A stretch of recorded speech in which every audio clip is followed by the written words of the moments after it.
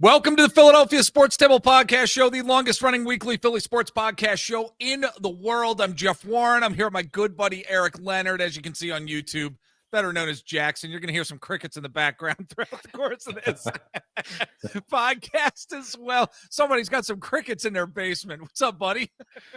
What's up, man? I invited the crickets into the basement tonight to react to your bad jokes. My awful jokes that don't land.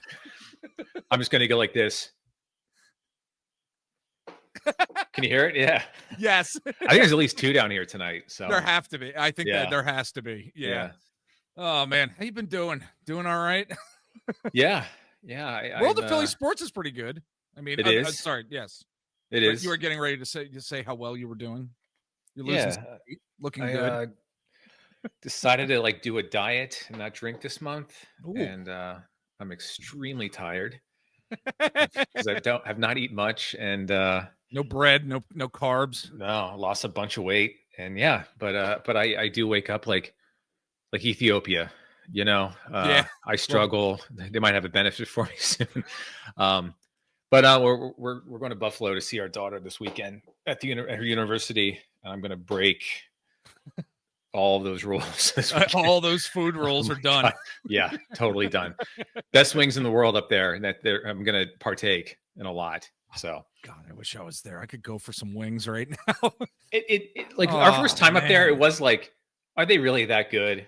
And after 3 stops, I'm like, yeah, they are. It's not even close. They really have perfected it up there. Yeah. My wife and I were talking how we got to go up there because we were actually mentioning, how you guys have been up there because of your daughter going to school, University of Buffalo, and just we're like, we got to get up there because we just hear great things about that town from the food perspective, just from an overall vibes type of town. It just sounds great. We got to get up there. Extremely progressive, very forward thinking. This downtown city is really cool. There's gentrified areas. There's your typical downtown metropolitan, and then Niagara Falls. All of the suburbs are cool. Yeah. Right along the water everywhere. It's a great city. Well, we should all get out. We should do a PST trip at some point. Well, what's getting scary is my daughter kind of cheers for the Bills on top of the Eagles. Yeah. And we might be headed towards, Oh, it could be. It's going to be a civil war in this house. I know where your allegiance better lie. What'd you say? I know where your allegiance better lie. Oh, I might watch it by myself. I don't want any bullshit. No, we're watching together. That's true. I'll come up to your place. They can stay here and do their Bills thing. Yeah. Exactly. No Bills fans in this place. No fucking gosh. way. Oh my God. Anyway, folks, we got a good show. We got a really good show coming your way. We're going to, of course, get into some Eagles talk, some NFL talk.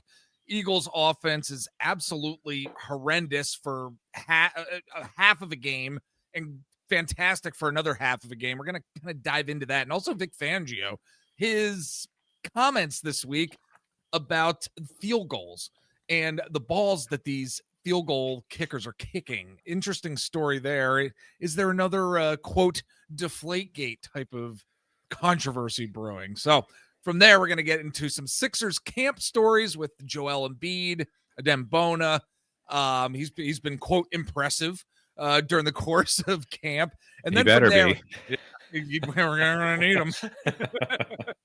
And then we're going to be getting into our Phillies postseason preview, giving our thoughts on how we think the Phillies are going to fare during the NL divisional series, just some batting, pitching. Can this team actually get to the World Series this year?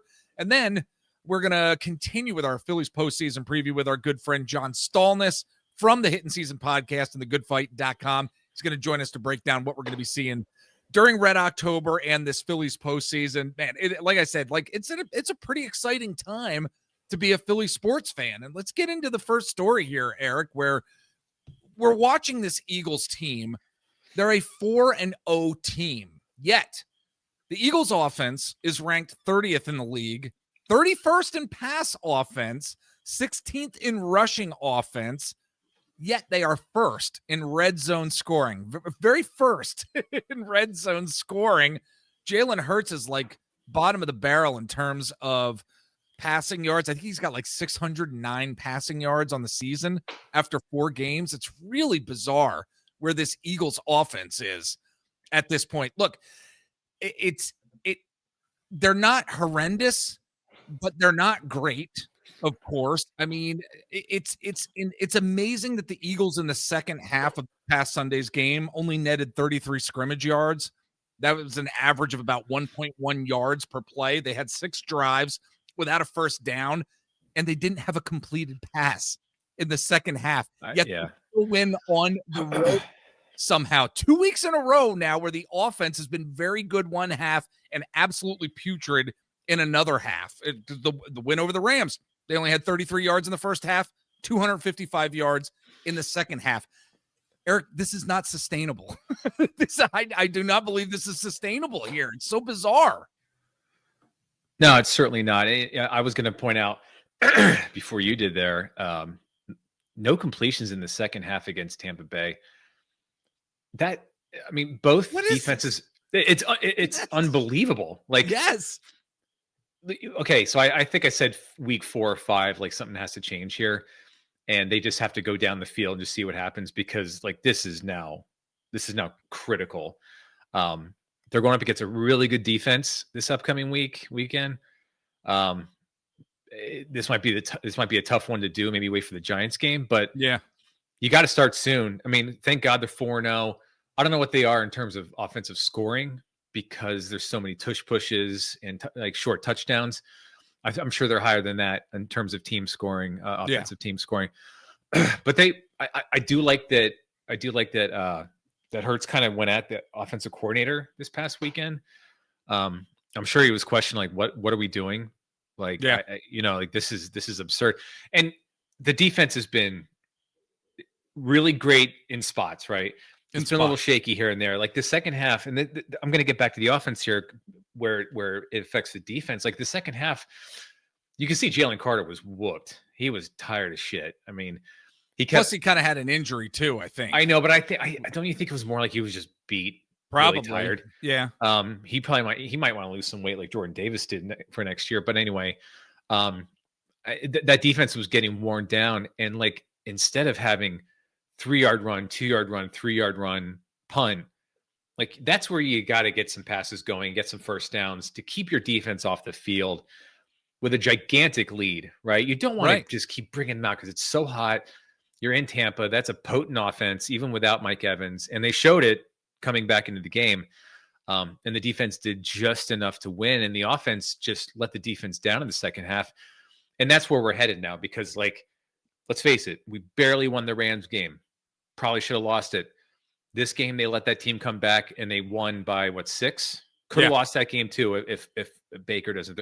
So like that offense not performing is starting to creep up to us, to the point where if he doesn't throw that interception, Baker in the end zone, maybe we lose that one, right? Yeah. Yep. Now we got Denver, was a good defense. I think their offense sucks, so it should be a nice even game. This should be the game, even with Patrick Surtain and that kind of dominating defense that they have. It's hard, though, to say they're dominating, because I just watched them play the Bengals, who are like not even a college football team at this point. Right. They're just floundering. Yeah. I mean, that coach down 28-3 punted on 4th down. Yeah. Like, should he be fired? Should the players be like, do you hate us? Like, right. Unbelievable that happened. But like, I think this is the week, even if it is Denver, like you have to at least, like, AJ Brown is a monster. You have to go to him. If he's not open, you got 2-3 other receivers like this. You need to start doing this to help out your defense too, and to maintain these leads. You're not running the ball as well as you were. And I mean, what are they, 16th in rushing offense? Yes. Good enough if you can't pass the ball. And it's starting to affect the defense. So, and it's putting the defense and other aspects of the team, even special teams, in a situation where they all need to make the play. They need to make the play in order for the game to turn out the way that we all want it to turn out. Has to be mistake free. Yeah, exactly. It's got to be mistake free, or special teams making a play, whether it's Jordan Davis blocking a field goal like he did in the Rams game. You have the block of the punt to basically start off the game this past game. You know, it helped. There are aspects of this Eagles team, they're coming through in certain situations that are leading to these victories, but this stuff is not, I just don't think it's sustainable here. I really don't. The lack of the pass rush too. It's not. Some people crapping on me about the quote lack of the pass rush, but it's the lack of getting home. I think they have like maybe 5 or 6 sacks on the season here at this point. Like they're not sacking the quarterback. There was 1 quarterback hit on Baker Mayfield, 2 sacks this past week. You can't do that in the NFL, especially in the postseason. No, and I I do think Fangio, with the lack of end depth right now, with Nolan Smith is out, correct? Yeah. He might have started blitzing a little more, just bring more pressure. Maybe some kind of plays to get Jalen Carter loose up the middle, like something like that. Because there really is no pressure. But like, speaking of mistake-free football, like Quinyon Mitchell is like one of the best cornerbacks in the league already. Fantastic. Not even like there was second season. I mean, he shut down Igbuka, who's like really damn good. Like he's a top tier starter already in the NFL, and he shut him down. You can't keep putting pressure on him, man. He's doing his best, and he killed this past Sunday. He was one of the reasons they won the whole game. Yeah, like it's a lot of pressure on a younger defense, and you got to help them out because, like you said, they're not getting a ton of pressure on the quarterback. That probably won't matter against Bo Nix or Jackson Dart.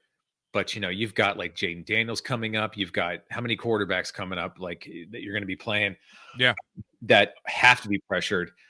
And then, like we talked about earlier, the offense has to like actually get some yards passing to get defense a break. Yeah. You mentioned Vic Fangio, and we got to get into this. Vic Fangio this past week said the league needs to start looking into the kicking balls that the field goal kickers are using during the course of games, because what has happened this year, he thinks that kickers are making these long field goals because the balls aren't being, I hate saying this phrase, the balls aren't being rubbed anymore. At this point, I know, of course I had to say that, right? So, I mean, like, wait, say it again. I missed that part. The balls are not being rubbed anymore. Oh no. Okay. Yes. Any crickets? Yeah. There we go. Perfect. I need to build a little house over here next to the computer. Yes. So they're just constantly put out a little peanut butter for them. I don't even know if they eat peanut butter. I don't know what the hell they do. They just make noises and annoy me, and I kill them. I don't know what their purpose is in nature. Yes. Well, I mean, it's so bizarre. We are seeing kickers kicking footballs here in the NFL this year longer than they ever have at this point here. Chase McLaughlin, he beat his original long field goal by more than 8 yards. Like, that's 24 feet. He had never hit a field goal longer than 57 yards. And he goes out there this past week, steps up, boots the second longest field goal in NFL history. It was the actual longest outdoor field goal in NFL history at 65 yards. And it's not just him. It's other guys kicking. Like, for instance, Braden Mann. How many times have we said is that the Cowboys kicker? Shows, no, he's Eagles punter. Like how he's punting this year. Like he had a 70-yard punt at one point. You're like, what the hell is going on here? Well, what about the Cowboys kicker? Is Braden something? Oh yeah, yes, I know he's fantastic. That's what I mean. He's smashing 65-yarders like with ease. He's the best kicker in the league. Yeah. Like, I just bring him up. It's like there used to be like one great kicker in the league at a time. Yes, and now there's like 12 that can make 65-yarders. Yeah. Yep. Bob Brookover asked Michael Clay, special teams coach for the Eagles, this past week about this, asking about these specific footballs for the kickers. And Michael Clay responded to Bob Brookover and said, well, the NFL wants more points. There it is. So, like, I wonder if this is like a freaking Deflategate type of thing. Not Deflategate, but if the footballs are being like manufactured perhaps in a way, or at least treated in a way where, there's going to be field goal kickers kicking like 68 yarders to win games because it comes down to the excitement of the game. Like, I truly wonder if that's what's happening here. And Vic Fangio is outing the NFL.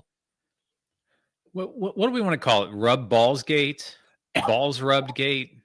Like where do we want to take that? Ball rubbing gate. Yeah. I want to see that on the ESPN tracker. I know I should. Yeah, I should do it. Here, keep talking. I'm actually going to create please. it. I'm not kidding. Yeah, thank you. Yes. While you make that change for the show, I honestly okay. So I think did you send me that story, the Vic Fangio thing? I don't know if I sent it. I can't remember. I sent you something on Instagram, and I was like, we got to talk about this on the show. Yeah. And it's funny. I didn't read it at first. I just looked at it, and I honestly thought, because this is the problem I have right now with the NFL. There we go. Ball rubbing gate. Oh, good. Okay. Yes. This is one for the ages. This is gonna. I thought his comments were about the kickoffs being so ridiculous that basically every team's starting at the 35. So what a lot of kickers are doing now is they are putting it into the zone, like between the 20 and the 10. It's forcing guys to bring it out instead of just taking the touchback at this point. Like that's what's happening. But by the time they touch it at the 10, the other team can't leave yet. Yes. So it's leading to 35-yard line starts. Yes. And then to tie it into Vic Fangio's thing, I want to tie these two together. Basically, game-winning drives are 15 yards and then a field goal. Yes. and I was thinking about that because there was some game I was watching, and the one team started at 35 3 straight times, and I'm like, this is insane. They only have to go 45 yards, right? Yes. Or no, 60, or whatever. Yeah, sorry, right? Yeah. 65 yards for a touchdown. I'm like, every time, that's any records that are broken scoring wise, should just not count. Based on the old stuff, but then you combine it with the ball rubbing, the rubbing of the balls. Yes, just rubbing them. You know what I mean? Watch on YouTube, folks. Watch on YouTube. Check out Eric rubbing his ball. Yeah, like that. I wish I had another one to really highlight this gate. That sensual voice. Yeah. Anyway, so. When you combine those two things, it really makes what was the Cowboys, not Packers game, the Cowboys game against the Giants where they came back. Yes. Where they came back, the Giants scored a touchdown, kicked it off. Cowboys got the ball. They drove 12 yards and then kicked a game tying field goal. Yeah. That's not that's I know it's football, but that doesn't feel right. Yeah. If the balls are too easy for Braden, whatever the hell his name is, to kick a 65-yarder, all you need to get is 10 yards, 12 yards, and then the game's tied. I agree with. I think the kickoff thing needs tweaked in terms of where we're letting these teams basically start their drives, and then Vic Fangio rubbing in the balls. He's really. I think he's actually. Because this kind of happened when the balls started getting juiced. Yeah, in baseball. I'm surprised, of all people in the league, he brought it up. Yeah, I don't know why he did. He seemed rather annoyed by it too. Yeah. It's helped the Eagles a couple times, so I don't know how much I want to bitching about it. Yeah, but maybe Big Dom has to take him aside and say, "Hey," from one paisan to another, right? I don't know. I don't think anything will come of it because he's the first person to say anything, as far as I know. Yeah. To bring up ball rubbing gate, but I think they have to tweak in the offseason that part of it, and especially the kickoff thing. I like that they're forcing returns, but I don't like the team going to drive 10 yards for a field goal. Yeah. All right. Well, that's going to do it for our Eagles talk. Really quick, we got some listener feedback this past week from our buddy Patrick, and he actually referenced. Yeah, he actually referenced the Instagram post that we were talking about of a guy having a cigarette, calling it a schmag. He said, "No schmags for kids here." And he said, "Guys, given that the two of you are parents raising Philly sports fans, had to share this. You'll appreciate the mania that we install in our kids. I feel like I'm raising a WIP caller." Oh, geez, Patrick. Oh, no. No, I know. Oh, boy. He said, "During the Super Bowl, we're up 20 plus, and the Chiefs finally moved the ball a little bit. My son turns to me and yells, 'He's nervous.'" I love that. "Last week, he tells me Otto Kemp will be a good replacement for Harper. I love that. Finally, during the Eagles game, we're hanging on every Merrill call. Davis blocks the kick, returns it, and the poor kid glitches before going nuts. Figured as parents, you could all relate. Hope all is well, Patrick. Thanks for the email, Patrick. Yeah, you are raising a WIP caller there. Congratulations. Well, I don't know if I should congratulate you or not, but you're definitely raising one. Like Jalen Hurts. This is years from now when his son's like grown up. Yeah. Jalen Hurts will have 3 Super Bowl rings and like 3 MVPs. He'll be in the Hall of Fame, and his son will call up, this is so-and-so from the Northeast. Jalen Hurts was overrated. Yeah. He didn't get the 4th Super Bowl. His problem. Otto Kemp, fine replacement for Harper. He is. That's great. He is destined to call Ike Reese. That's. I don't know who's still on the show. I don't know who still has shows in there, but yeah, that's funny. That was great. Feel free to reach out to us, Philadelphia Sports Table at gmail.com. I don't know why I have the website up here on YouTube. I have it up here twice. Okay, whatever. But yeah, Philadelphia Sports Table at gmail.com. Shoot us off an email. We'll respond to it just like we did with Patrick's. Now, Eric, buddy, let's get into the Philadelphia 76ers. They got camp going on right now, right? They got camp.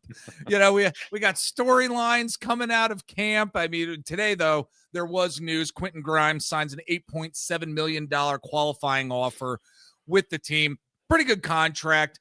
I don't know if you had some words on that. Before we get into Joel Embiid, what we've been seeing from him during camp, and we wanted to also talk about Adem Bona as well, who I've called Adam on the show before. I screw up freaking names at times. I'm like reading stuff on the screen every now and again, and I will just screw up names like it's nobody's business. But anyway, I've called him Adam forever.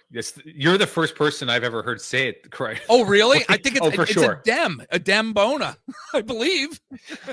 Adem Bona? What? Oh, man, we got ball rubbing, boners. Jesus. Schmag talk.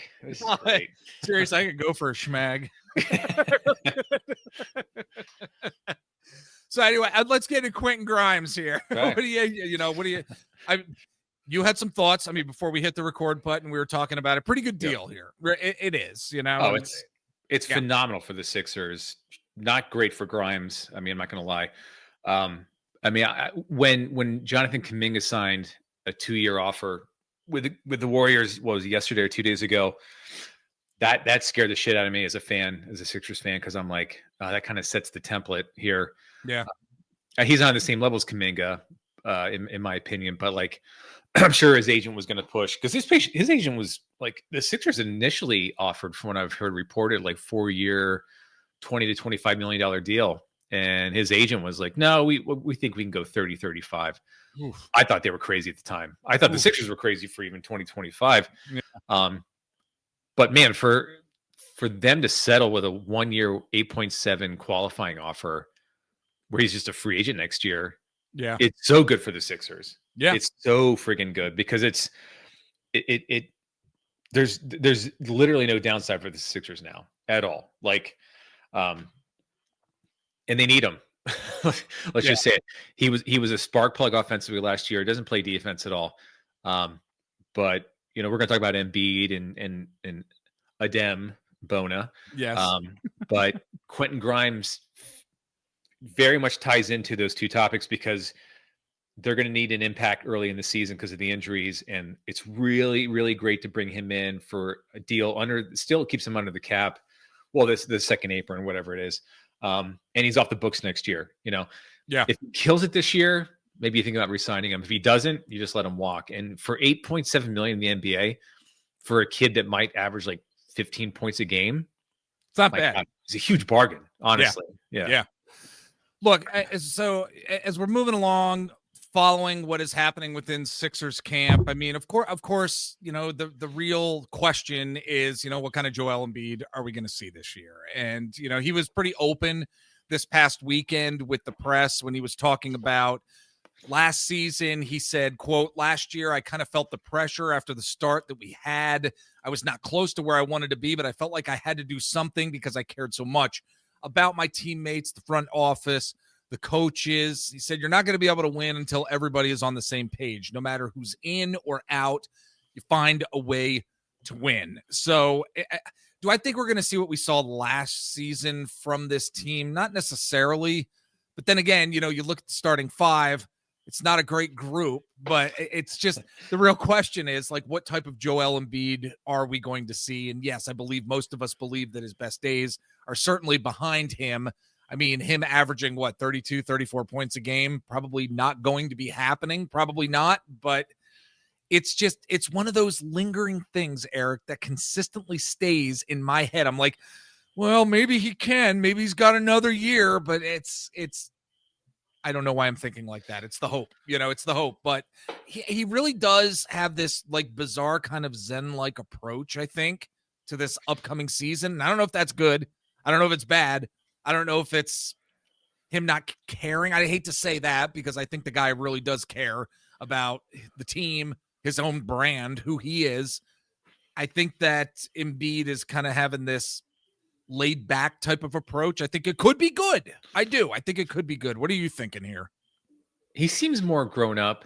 Yeah. I thought was a Sports Illustrated ESPN profile that they did on him this past summer. I think it was Sports Illustrated. No, I can't remember now. Whatever. Yeah.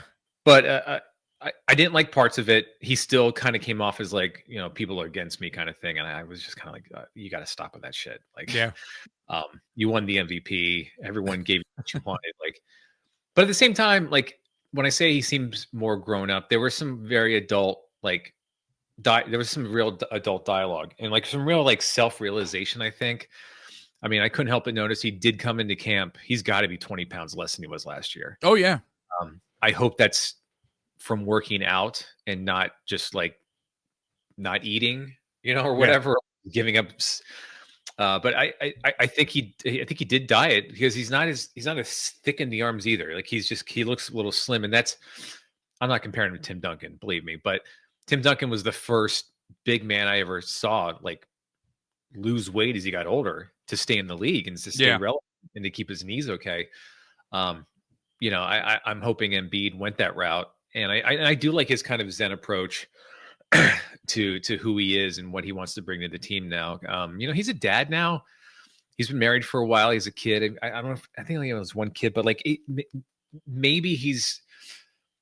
I'm hoping maybe he's like starting to see like, okay, this is the career I have left.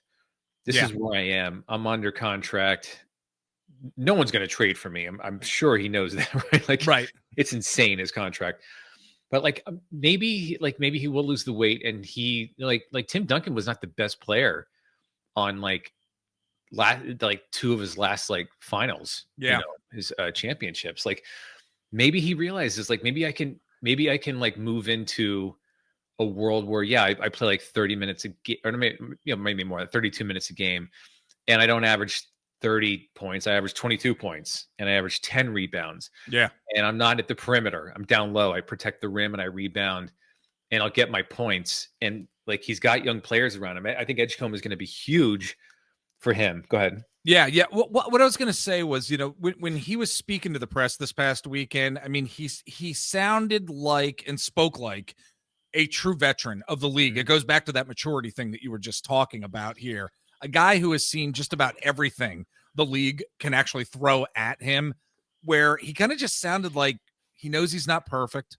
anymore, but he hopes what you're saying here as well, that the team's younger players are going to be able to learn from him. Like the torch being passed. I mean, it's like, it's at that point right now where the torch is going to be passed to this next generation. Like Tim Duncan's the perfect example for this. Like he really did like step aside, and he was like, Tony Parker's awesome. Manu's awesome. Like Kawhi's awesome. Like this is how we're going to win. But he still got it. He's still got his 22 and 12, and was still like the guy you wanted to have the ball at the end. Like I'm okay with Embiid having the ball at the end of the game still. I mean, it might turn into Maxey quick, like at some point, Edgecombe, but like I hope I'm not 100% about this, right? Like I'm probably 50-50 that he's willing to take on that role of team veteran, but I'm still very much part of this, the franchise and the culture here. But I'm changing the culture too, because I'm getting older and I want to be a team leader and not win MVPs. I just want to win championships. Hopefully. Yeah. He's got to know he's near the end of his career. And the only way he's going to keep his knees going, because he's a 7'2" guy. This is the only way 7-footers keep their careers going. Tim Duncan laid the framework. You have to lose weight and you have to like sculpt your body. You can't carry weight. Yao Ming retired early. Like it's just so many. Either like you're Tim Duncan, or like you can be kind of a slob like Jokic, but he's like a freak.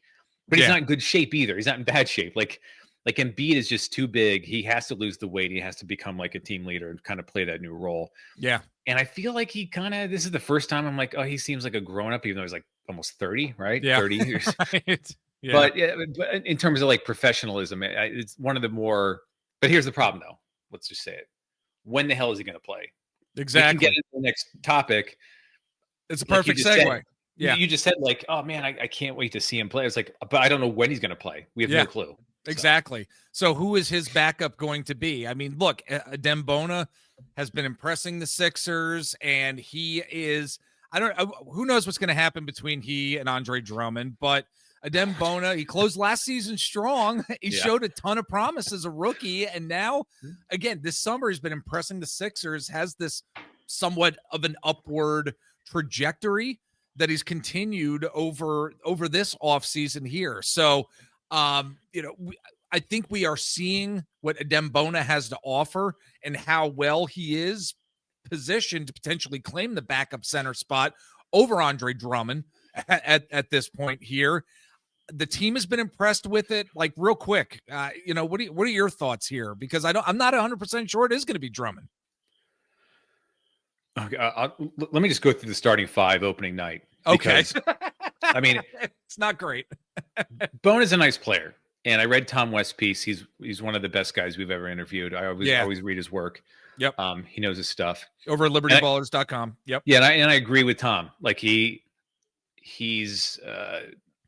got promise. He's really young. He's athletic, but like guys shining like spring training, preseason, whatever it is, like they shine all the time. And I'm sure he looks good against like Charlotte Hornets backups, right? In summer league or whatever. Yeah. Does that equate to like, professional success? Who knows? But like, here's the five as far as I see it, because Embiid's not ready to play. PG's not ready to play. Correct. Right. They just signed Grimes. I don't even see him as a starter anyway. Right. So the starting five, as far as I can tell, is going to be Maxey, Edgecombe as your guards. You're going to have Oubre at 3, and you're going to have Justin Edwards at the 4, and Drummond or Bona at the 5. That's your starting 5. Right.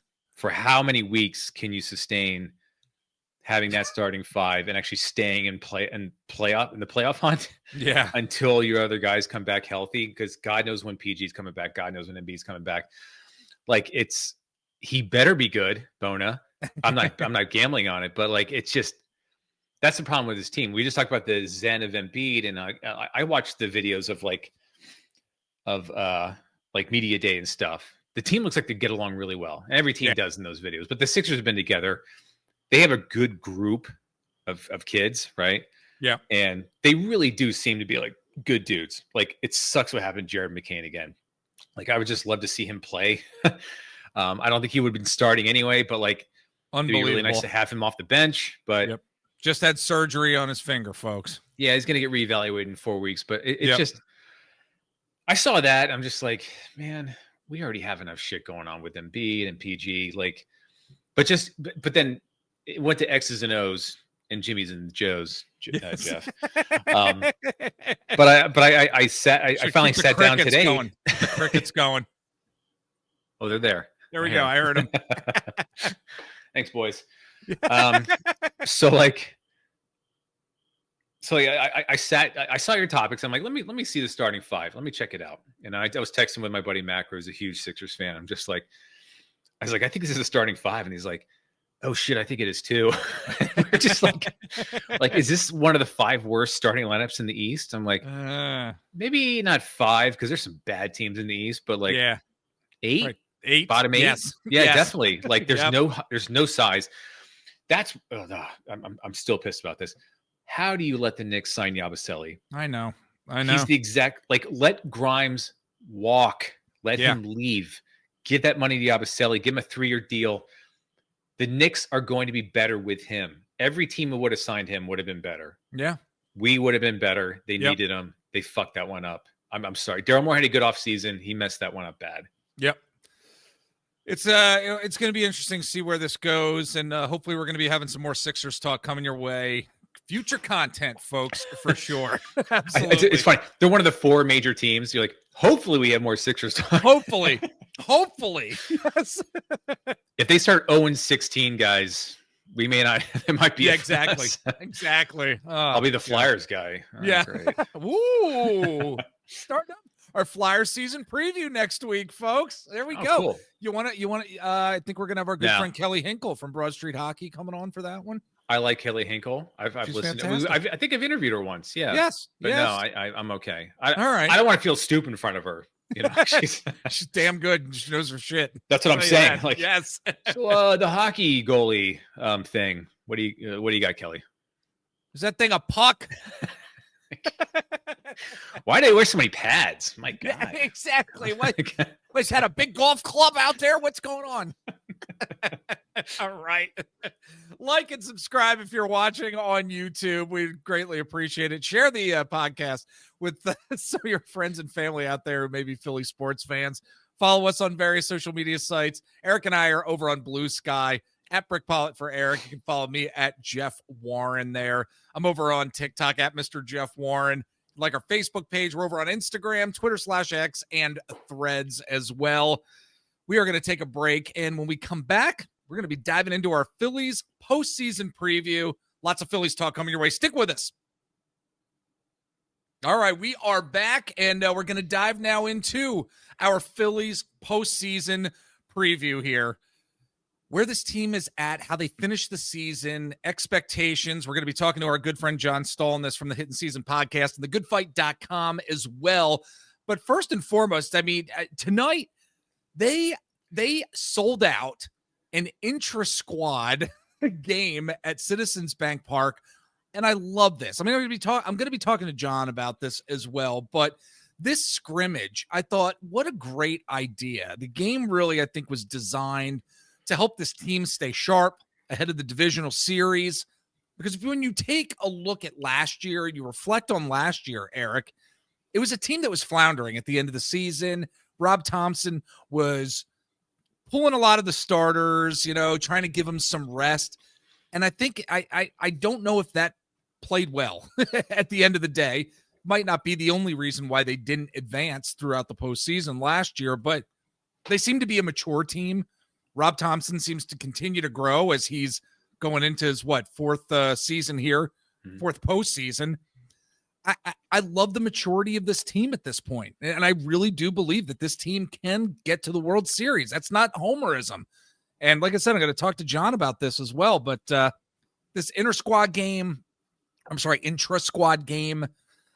think, them setting this up as, you know what, we don't want to take things lightly here, but we're going to take things as they come to us. So I'm very hopeful heading into this postseason. Plus, it kind of serves like a pep rally for the city. You know what I mean? It's nice to, yeah. Well, we're going to be playing the Dodgers probably. They're up 7-2. Yeah. In the top of the 7th. Tells his name. Yamamoto is just mowing him down now. Man, I'll tell you what. I've watched the Dodgers like last night. I watched tonight before I got on the show, and it's a tough team. It's a tough matchup. Like, but we have home field, right? And so important. Yep. Yeah. And I mean, I could talk about the Phillies till I'm blue in the face. Like we already know. Like it's. Let me talk about the Dodgers first, and we'll talk about the Phillies and what I think of their chances. Okay. But like. The good thing is, like, the Dodgers are on 4 days rest right now with their starters, right? Like, it's kind of screwed up for them. They can't pitch Snell on Saturday, unless they want to go 4 days rest, which I think they're crazy if they want to do that. Yeah. Then Yamamoto would have to wait as well. Like it pushes it back. So who the hell knows pitches game 1 for them? The good thing is their bullpen sucks balls. Like it's the kind of team you just have to maintain against, and like just go into like the later innings tied, and then you take the lead because their bullpen friggin' stinks. We have a really good bullpen. Bring in Duran. Hopefully he doesn't shit the bed like he has a few times lately. Yeah. But man, it's too bad they didn't get the top seed, because that is a tough matchup. Like that's a tough team. I know they went into LA and won 2 out of 3. But here's the thing. They're coming here. Like, yeah. That's so huge. It's gigantic. Like I've heard the Dodgers have awesome fans. It's an old school baseball team. I've heard people say like, they're LA fans, but no, it's bullshit. It's not the Hollywood people. There's people like, I've been to LA, like there's suburbs. There's like, it's huge mix, just like Philadelphia. Their fans are awesome. Philadelphia fans are better, and they're going to be coming to us. We're going to be rested. We have our starting pitching line set up. I'm still shaky on how that's going to look. Do we have 3 lefties going? 1, 2, 3? I don't know, because if you don't, you have to throw who in the mix. Yeah, which I'm fine with 3 lefties. If they're dominant pitchers, they're dominant pitchers. I honestly don't care about that at all. Well, can I just say, like, do you trust Luzardo at this point? Yeah, he's been so good down the stretch. Yeah, I don't want to say it 100% because I'm a Phillies fan, but like, I think I trust Luzardo. Yes. It's crazy, right? Yeah. Because there were some games I'm like, I think I said on the show like a month ago, there's a reason he's the number 4 pitcher and the Marlins let him walk. Because I was just like, oh my God, this guy sucks. But he has the most wins in the team, the most strikeouts. He's been great down the stretch. Yep. I have no qualms with him being on the mound in LA, honestly, because he's probably pitching game 3, right? Yeah. If these guys are locked in, I don't care. Yeah. I don't care. Christopher Sanchez is going to be locked in. I don't care. Ranger locked in. I don't care. But this is getting, and like in a 5-game series, like they have, the Dodgers have 2 awesome starters. Blake Snell shut us the hell down. Yeah, out in LA, it was really bad. I watched that whole game, and I'm like, I hope we don't play him in the playoffs. Well, guess what? Probably game 2, but at home, right? But we have 3 more than solid. Sanchez is a Cy Young candidate. They have 3 amazing starters to go 3 games. Yeah, and that might be all you need. You know what I mean? And Luzardo's been like, he's rubbed his balls like really. Like he has there's no gate there. Like he's taken his nuts out to these other teams and like killed them. Like he's been great. So what I'm saying that is like I think he could do game 3 on the road. Yeah. But I just think like with that home crowd, and it's Red October. Yeah, the city's going ape shit already. I love that they did this tonight. That scrimmage, whatever the hell you want to call it, the inter squad game. Yeah, inter squad game. I know people like Castellanos. I think Castellanos is going to come up big. He always seems to come up big in spots like this. And like we forget how good he was in the playoffs just 2 years ago. Like he killed the Braves. Like he helped us to the World Series. And I just think like, do I think it's their year? I do. It could be. Yeah, I do. Yeah, I do. Too. Really do. I really do. If the bats go cold, so hypothetically speaking, that they get to the NLCS and the bats go cold, then obviously there's going to be issues, because how many times this year have we seen dominant pitching, whether it's from Christopher Sanchez, whether it was, they're doing this without Zach Wheeler, by the way.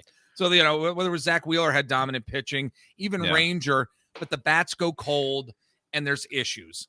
I mean, can it happen? Of course it can. It's Major League Baseball. Anything can happen in baseball. But I do think this is, and it's not, I do think it's their year. And it's not just, the Vegas odds. It's not that. And it's not homerism either. This is that feeling you get, those vibes you get heading into the postseason in baseball. We get that with certain teams. We just get that with certain teams. A lot of us last year thought, you know what? This really might be the Dodgers' year. Guess what? It was. You know what I mean? Because they had the vibes, going into the postseason. So I'm feeling that with this team. No, I am too. And we've talked about it multiple times on the show. The ups and downs of this year, just all over the place, man. Zach Wheeler gets a fucking blood clot in his arm. Yeah. In his throwing shoulder. That's insane. Yeah. Schwarber hits 56 home runs this year? Yep. Are you kidding me? Yeah. He carried us on his back for a couple stretches there. Harper was super solid. Stott has been hot. Like Bomb looks good right now. They just have a lot going for them. And I know the Brewers won the top seed. Did they? We took 2 out of 3 from them up there in Milwaukee a couple weeks ago. Yes. Was there anything you saw from them and was like, oh, this team's frightening? Like, no. They have some good starting pitching, but like I wasn't like, oh my God, there's no way we can beat this team. Right. That's why it sucks. Like the Dodgers are the one team I'm like, damn, that's the one team. Like, that's a tough matchup just from watching Blake Snell shut us down and just how tough they are throughout the season. Like that's the one team. The Reds were not scary at all. The Cubs, Padres, whatever. It means nothing to me. But like, if they beat the Dodgers, I have no doubt they can just go to the World Series. Yeah, they can beat any team that's left. Absolutely. I completely agree. All right, buddy. I'm going to let you go here, and we are going to get to our interview and discussion with John Stolnis from the Hittin Season Podcast and thegoodfight.com. You got any final thoughts, buddy, before you head out? Well, so Saturday, game one is probably it's 6 or 6:30, depending on if the Yankees or Red Sox win. I think is how it works. Yeah. Yep. So I'm going to the Buffalo Bulls game, the college, at 3:00. When we get out, the Phillies are probably going to go to a restaurant or bar with the family. Nice. I'm in Buffalo. I'm going to have to stand up in my Phillies gear and be like, can you put the Phillies on the TV? There's no baseball up there. I'm just going to be like, what are you talking about? They should. I mean, it's postseason baseball. I know. You know? They should. Well, Toronto's in the postseason, right? So yes. Yeah, and so I'm. It's just gonna be funny. Like, I want baseball on the TV. College football's like going crazy, and like. Well, have a great time up there. I am going to be. If anybody is local in the Eastern Pennsylvania area, about 7:15 this Saturday morning, I will be on WFMZ Channel 69 News at sunrise, doing a segment talking about the Phillies, Eagles, might get into a little Penn State as well, perhaps. The guy who likes to interview me is an Ohio State guy and loves to fucking jab me every time I'm on the set. Is he the guy that dresses impeccably? Yes. Man, he puts us all I'm not making fun. He puts us all to embarrassment. Yes. That guy looks like not Abercrombie. What's like a winter clothing company, like I don't know, like H&M, maybe something like that. Well, not H&M, but yeah, I know what you're talking about. He's got the chiseled chin and like the pipe. Yes, like ooh. Exactly. Yes, like a corn cob pipe. Yes. Maybe someday I can come on there with you, and I'll dress just like him. Oh my God, that'd be great. And I'll profile. Oh shoot, I'll profile him. Yes. Vogue him. Look at this guy with olive skin and blue eyes, huh? I'll sit down across my neck and say, you think you can do this? It'll be a stare-off duel. And then challenge him. Yes. Yes. All right, buddy, I'm going to let you go. We've got some more Phillies talk coming your way. Stick with us. All right, let's get into this Phillies postseason preview. Even more here with our good buddy and friend at the Hittin Season Podcast, thegoodfight.com as well. He is a contributor over there. Just love talking to him about this Phillies team and have been talking to him for years here at the Philadelphia Sports Stable Podcast Show. Our good friend, John Stolnis. Buddy, how are you, man? The excitement, man, it's in the air. Yeah, Red October. And, I think everybody's really excited because there's not a whole lot of drama around this Phillies team right now. I mean, I think it just feels like they're ready. Everybody's ready, Let's do this. Let's go. Let's go. Let's get this. Let's get it done this year. But look, 4 trips to the postseason in 4 years, 35 series victories, which was a club record here in 2025 for this Phillies team. It's so cool that we're at this point, John, watching this team here in 2025, doing what they have done during the regular season. And frankly, something you guys discussed on the Hittin Season Podcast recently, something I was thinking about as well. And I think it's an important theme heading into this Phillies postseason is Will they learn from their past mistakes? Will they learn from what happened specifically last season? They had an intra-squad game, in front of the fans, which I thought was very, very cool. And perhaps they learned some lessons from last year in terms of rest, sitting guys. We know what Rob Thompson did last year in terms of sitting guys towards the end of the season. And again, you all talked about this in the Hittin Season podcast. I want to get your thoughts here. They've approached the end of this season and, this week of rest in a bit of a different light. I'm wondering, John, what kind of theme do you think this really sets up for the postseason here? Yeah, I really think that the Phillies wanted to try to bottle what they were doing in August and September as best they could and carried into October with them. It's one of the reasons why you continued to see the starters play during the course of the last week. They knew they were going to have a week off, so I think they wanted to just continue to try and play as much as they could. And they were playing a lot of backup guys anyway, because you were dealing with some injuries to Trey Turner, and Edmundo Sosa was out for a while. And, you had to kind of mix and match a little bit anyway to begin with. But I think it was really good. It just felt like they had a really good head on their shoulders here over the course of the last week or two. They didn't play great offensively over the course of the last week. They didn't do much at the plate. They did win some games here. I like how they went out last game of the season on the walk-off sacrifice fly. It's a good feeling, going into the postseason. And I don't really take much out of what they did offensively over the course of the last week, because the games really didn't matter all that much. Right. They locked up the number 2 seed, but I think I just loved what Kyle Schwarber had to say. His attitude is just kind of, let's see what happens. Yeah. It's I think Justin said it best on the Hittin Season podcast, where he was basically saying 2022 is it's such a wild ride. Here we go. And 2023 was, we've got unfinished business. Let's take care of our unfinished business. And then they fall short in 2024. It's all right. I almost felt like we got to make up for last year. And you could just, I think, sense the pressure. And I don't think they knew how to handle the bye. I don't think they knew how to handle that time off, or maybe they didn't handle it well. They didn't play well going into the playoffs. Even they seem more mature. I mean, there's a lot of veterans on this team, but it seems like a more mature mentality in a way. Yeah, I agree with that 100%. And that's what I mean when we were talking about it on the Hittin Season podcast. I think they did learn something last year. I think they're staying more even keel.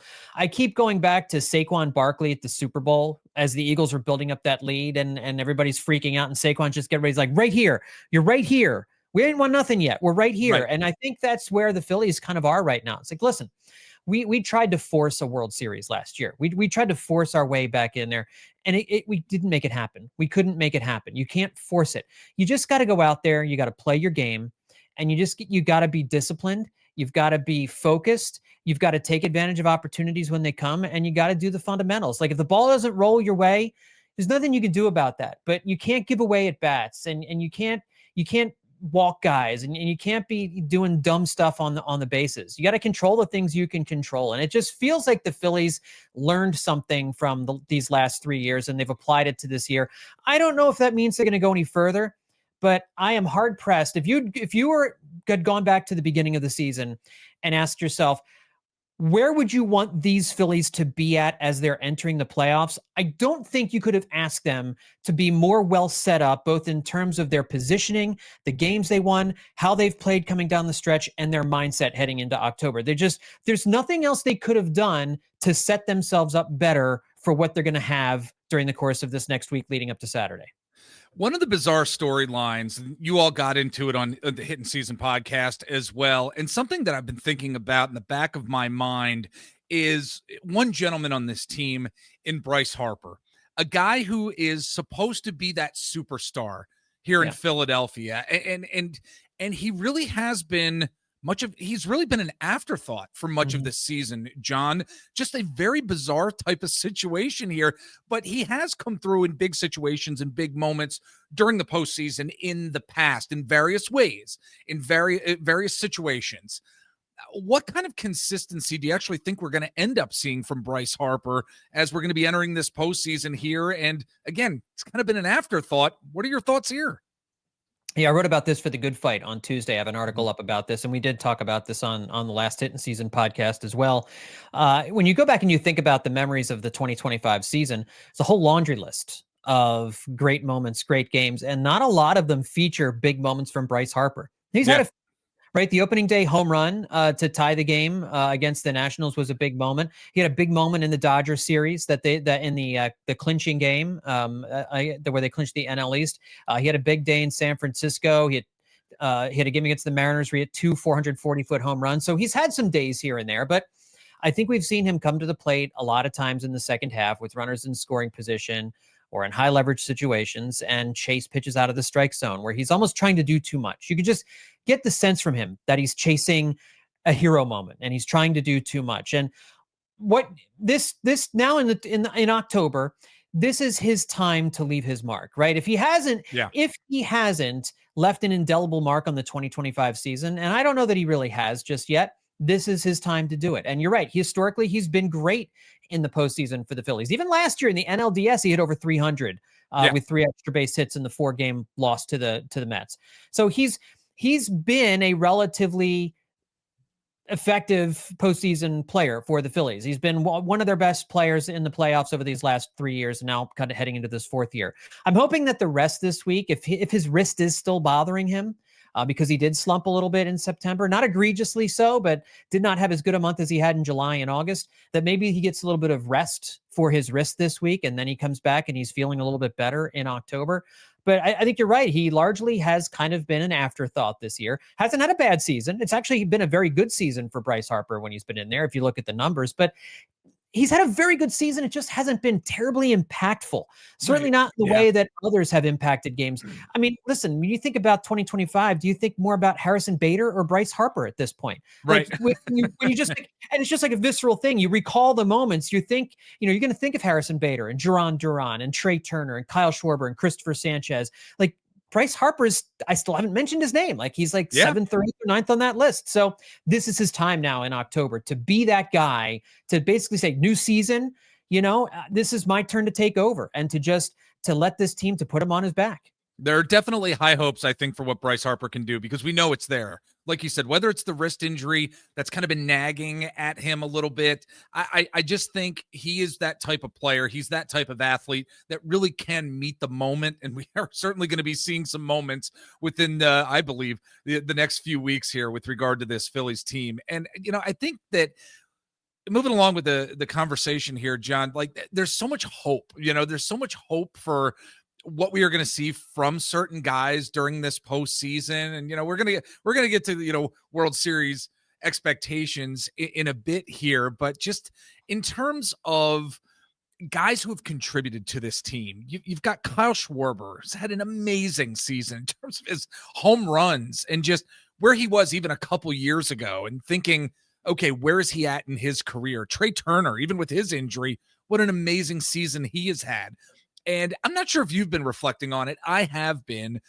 Looking back on this season, I'm wondering if you had some thoughts of, this particular player really gave us something special this year. And that player might not have gotten much credit as they may have deserved here in this 2025 season. I'm wondering, do you have a player in mind who maybe we should be giving a little bit more credit to, and why?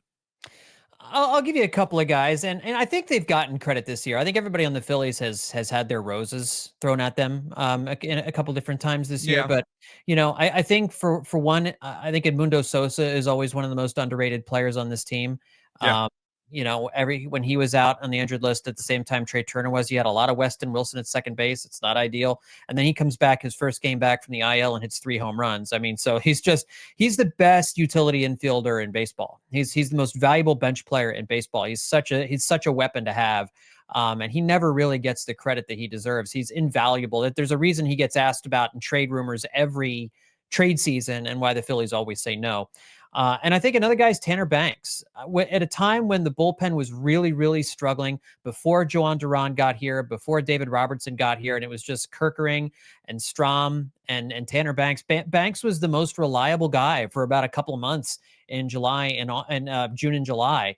And I don't know where the team would have been without him. He had a knack for wriggling out of jams that he was asked to come into. Like, they'd drop him into a second and third and 1 out and say, all right, you got to hold him here. And, most of the time, 70% of the time he strands those runners and didn't allow inherited runners to score. That was kind of his thing this year. So, I think on kind of like a lower level, I think those two guys made major contributions this year and kind of get overlooked because they're not everyday players.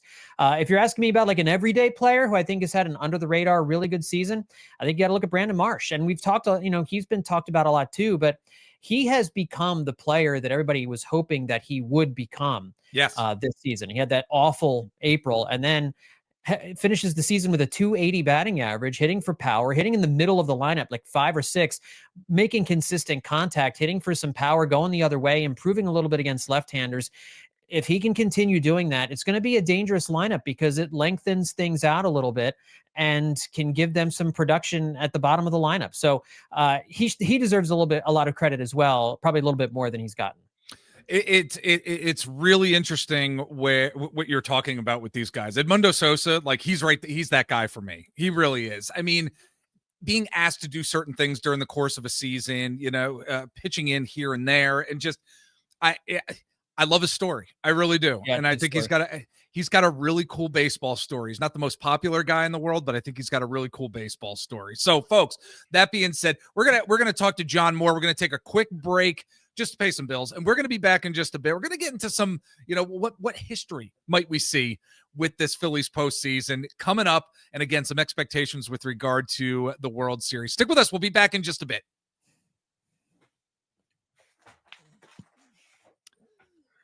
All right, we are back again. Our friend John Stolnis is with us from the Hittin Season podcast over on WHYY, also thegoodfight.com. Great content over there. We've got we had Ethan Whitty on recently, one of your colleagues there. He was fantastic as always. Love all you guys over there. So look, I really want to talk about, and it's interesting because the last time I asked somebody about this, it was your esteemed co-host Justin Clue, and we had him on the show. I asked him, if we might see any Phillies history that might be made during this postseason, and he kind of sloughed it off a bit. But I do think the way that Christopher Sanchez has been so locked in when he is on the mound, it gives me this sense that we could see something potentially historical from him this postseason. And this is the fun part of thinking about what might be during the postseason when it comes to Major League Baseball. There's always that chance and that possibility that history could be made. So I'm wondering, John, do you think we might see something historical with Sanchez this postseason? Maybe somebody else? I mean, what do you think the possibilities are? Well, I mean, if you're talking about something like a no-hitter or something like that, I think Sanchez certainly has the stuff. I think Jesus Luzardo, if you're looking for a no-hitter candidate, he might have he doesn't go quite as deep into games routinely as Sanchez does, but he's got the strikeout numbers that are every bit as good as Christopher Sanchez's. And so you could see something history making from him. Yeah. History making for me would be a perfect postseason from Joan Duran saving baseball games. That would be something to behold. And, maybe you get a walk-off homer from Kyle Schwarber or Bryce Harper here. The Phillies haven't had a walk-off home run, I think, in like 2 years in any way, shape, or form. So that would certainly be cool to see, like a walk-off home run to win a series. I always daydream about that sort of thing, like a walk. I mean, Bryce kind of did it with the Bedlam at the Bank, but it wasn't a walk-off. But that's pretty close. Yeah. So, I mean, I have no doubt that there's any one of these guys can pull off that kind of moment. And that's the kind of interesting thing about this team, is that they've all got postseason experience. They've all had big moments in the playoffs during their Phillies career. They're all capable of having that big moment, which is why it just kind of feels like this is the moment for all of them. I'm getting the vibes. I got the vibes right now. That's why I wanted to ask you about this. Like, I've got the vibes that something historical is going to happen here, John. Yeah. I think we're also feeling a little bit of Eagles Super Bowl vibes, and we're, as a city and as a fan base, this is a really good time. We're really spoiled right now. I mean, I grew up watching sports in the 80s, 90s, and 2000s when it felt like it was a brick wall. Like there was a brick ceiling and there was no breaking through. We were never going to win anything. And now it feels like all things are possible. And again, when you couple how this Phillies team is playing, their attitude, it's a wide open playoff field. There's no super team. The Phillies are the favorites to win the World Series. You look at every betting organization. You look at, ESPN, the majority of their pickers are picking the Phillies to win the World Series. Every outlet, the majority of folks are picking the Phillies to win the World Series. Like, it's not a homer pick to think like this team has the juice this year. So, but here's the thing too. You said the vibes. In 2022, they rode vibes. And in 23, they kind of did a little bit too. Yeah. I don't get the sense that they're riding vibes here in 2025. I get the sense that they're just, I just think they're riding competence at this moment. You know what I mean? Like, it goes back to what we were saying with the maturity aspect of the team. Yeah. And I think Schwarber's driving that. I think Harper's driving that. I think these guys just know there's a job to do. And it doesn't feel like at this moment they're putting too much pressure on themselves. We'll see what happens if they lose a game 1 or something like that, whether or not things turn around, but whether that changes or not. But that's the thing is I don't think this is a vibes based thing we're going with here. This feels more real to me this year. Yeah. We talked about Christopher Sanchez with regard to the pitching. Wanted to get into the starting pitching a little bit more because I think it's just going to be fascinating to watch the starters on the mound. All them doing it without Zach Wheeler as well. You mentioned Jesus Luzardo.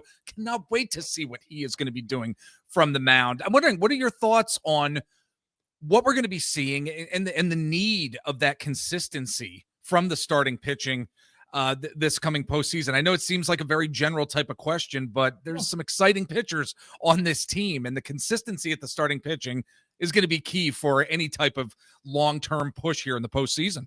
Right. And, there's a little bit of hand-wringing and anxiety by some about going with 3 left-handed starters. I don't understand why that's a problem. I don't get that either. Yeah. Like, who cares if they're left-handed? They both, 2 of the guys had 200-plus strikeouts. One of them's going to be second in the Cy Young voting. Luzardo might finish top 5 in the Cy Young voting. And you've got Ranger Suarez, who has a career of postseason dominance behind him. So they've all been pitching really well. They're all these guys are going to have stumbles in some of these playoff games. If they go on a run, they're not all going to be perfect. I don't think. You're not going to get 7-8 innings out of each of these guys every time. Right. There's going to be a game where Luzardo maybe goes 5 innings, gives up 4 runs. There might be a game where where Ranger Suarez just doesn't have it that night, and so that's where you're going to need the rest of the team to kind of pick up the slack. But generally speaking, I think it's really going to. Christopher Sanchez is going to set the tone. That's what you want your ace to do, your number 1 starter to do. Yeah.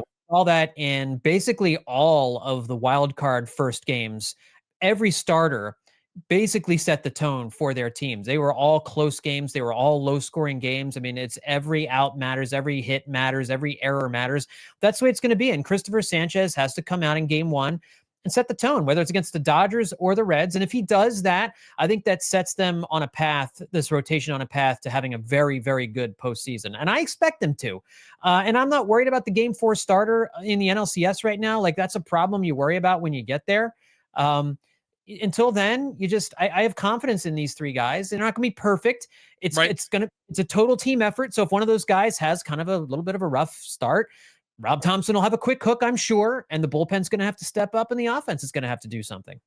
I just can't wait to see him. I can't wait to see these pitchers here. Again, I think something historic is going to happen. I'm just hanging my hat on that for sure. But, buddy, before I let you head out of here, and just what a great discussion. So very much appreciate you taking the time as they're heading into the NL Divisional Series here. You mentioned it. Phillies are favorites to win the World Series. Different media outlets are picking them at this point. I love it and I hate it at the same time. I always love the underdog mentality going into any sporting event or game, just like the Eagles' first Super Bowl win in that playoff season, what that was like, with they were wearing the dog masks, they were the underdogs then. I'm wondering what are your thoughts on the expectations for the Phillies really being the favorites to win it all this year, and really what it means for the fan base here at this point in time? I think what this Phillies fan base could really use is a shot of, there's a lot of pessimism still. Like there's just this, it feels like there's a shoe. The fans expect a shoe to drop, right? That, and listen, winning a World Series is really hard. You got to win a lot of games in order to win a World Series. And most seasons, the best team doesn't win. That's just what happens most seasons. It's not, right. But it does happen sometimes. The Dodgers, everybody was picking the Dodgers to win it all last year. They won it all. In 2022, the Astros were the favorite to win it all. They won it all. Like it's so sometimes a really good baseball team that's playing really well simply does what it's supposed to do and wins the World Series. And these guys have been through these last 3 postseasons. They've shown they can go deep in a playoff series, in a postseason. And, you know, I think I don't want to be, I'm kind of tired of being the underdog that scraps its way to the top. And you know what, let's I think that's why I'm so used to it. Yeah. But let's not be afraid to be the dominant team. Let's learn as part of our Philadelphia psyche to be dominant during the regular season and then carry it through to a world championship so that every time there's a team that's doing really well, we don't have an impending sense of doom, like that it's going to be ripped away from us, that we're going to get our hearts broken. The Eagles, and that's what I think was helpful with the Eagles last year. The Eagles showed us they went through that season. They looked like the best team in football. They played like the best team in football. They came through in all the moments that mattered most and just demolished teams in the final 2 games of the season to win a championship. Like it's possible for a Philadelphia sports team to dominate all the way to a World Series. Now, I'm not saying that's definitely going to happen with the Phillies, but just because the Phillies are favorites and just because they've won 96 games and seem to have their feet really solidly underneath them right now, that doesn't mean the rug is going to get pulled out from under them. Yep. As in the words of Kyle Schwarber, let's see what happens. Boy, what a great way to end this discussion. Great way to end this Philadelphia Phillies postseason preview. And as always, we love our discussions with one of our favorites here, John Stolnis, at John Stolnis on the Twitter /X. The Hittin Season podcast. I listen on Apple Podcasts or over at WHYY and also thegoodfight.com. John's a contributor over there. My friend, thank you so very much for taking the time. Always love talking to you. And I love how you ended on a positive note because guess what? We can have good things here as Philly sports fans. We can have good things. I like that. Don't be afraid to have good things, Phillies fans. Absolutely. John, thanks again, buddy. I'd love to have you on the show again. Come back. We'll talk more Phillies, more Major League Baseball. I'd love to have you back, my friend. Sounds good, buddy.